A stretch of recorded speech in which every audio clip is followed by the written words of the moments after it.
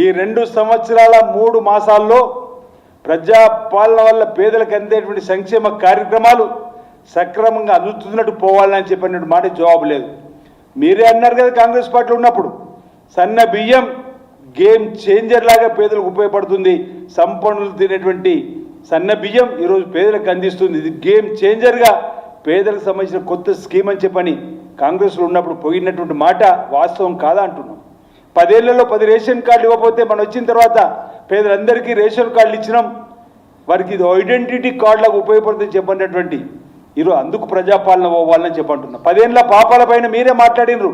నేను ఒంటరిగా సాధారణ మండలిలో ఆ ప్రభుత్వాన్ని ఎదుర్కొన్న పాప పరిపాలనను, ఆ పాపాలకు సంబంధించిన అంశాలను లేవనెత్తిన చెప్పినటువంటి మీరు మరి ఇప్పుడు ప్రజాపాలన పోవాలి, ఆ పాపాల సంబంధించినటువంటి ఆ పార్టీ మళ్ళీ రావాలని చెప్పిన దానికి ఈరోజు ప్రజలకు సమాధానం చెప్పాల్సిన అవసరం ఉందన్నమాట. ఈ సందర్భంగా రైతులు రుణమాఫీ చేసిన రోజు 2 లక్షల రూపాయలు ఏకకాలంలో రుణమాఫీ చేసినందుకు ఈరోజు ప్రజాపాలన పోవాలని చెప్పి మీరే అన్నారు.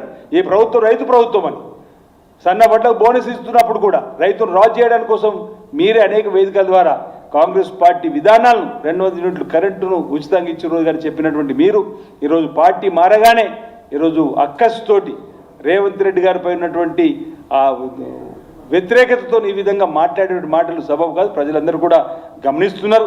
ఈరోజు ఇందిరమ్మ రాజ్యమే ఉండాలని ప్రజలు కోరుకుంటున్న సందర్భంలో రేవంత్ రెడ్డే కావాలి, రేవంత్ రెడ్డే రావాలి, మళ్ళీ ఇందిరమ్మ రాజ్యం ఉండాలని ఈరోజు తెలంగాణ ప్రజలందరూ కోరుకుంటున్న వేళ మీరొక్కరు నేను అనుకుంటున్నా.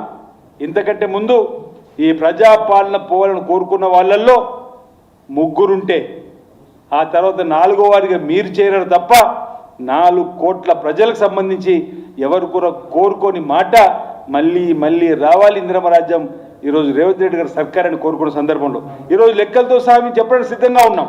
ఈరోజు 70,000 ఉద్యోగ కల్పన చేసిందని ఆ రోజు కాంగ్రెస్లో మీరు అన్న మాటలు వాస్తవమని ఈ సభ ఈ వేదిక ద్వారా నేను మీకు చెప్పే ప్రయత్నం, మీ ద్వారా ప్రజలకు చెప్పే ప్రయత్నం చేస్తూ ఆ రోజు మీరు అన్నారు ఏదైతే కాంగ్రెస్లో ఉన్న రోజు 70,000 ఉద్యోగాలు ఇచ్చామని చెప్పినటువంటి మాట వాస్తవం. నిన్నటి రోజు మీరు బీఆర్ఎస్ భవన్లో 17,000 ఉద్యోగాలను తప్పని మాట చెప్పే ప్రయత్నం చేస్తూ ఈ 2 ఏళ్లలో భర్తీ చేసినటువంటి ఉద్యోగుల సంబంధించిన వివరాలు అంకెలతో సహా చెప్పే ప్రయత్నం చేస్తా.